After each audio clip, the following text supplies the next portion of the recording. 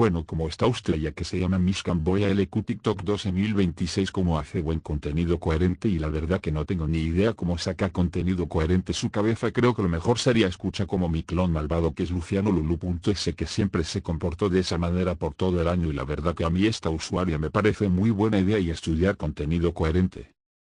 Oh. Tê, tê, tê, tê.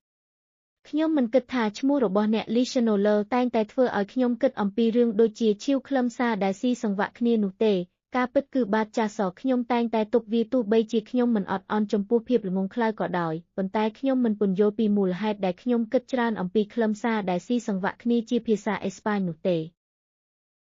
Ah, me parece una buena idea que esta usuaria pueda hablar en ese idioma que se llama Gemer o algo así, pero bueno, ella hace buen contenido coherente en español, no importa.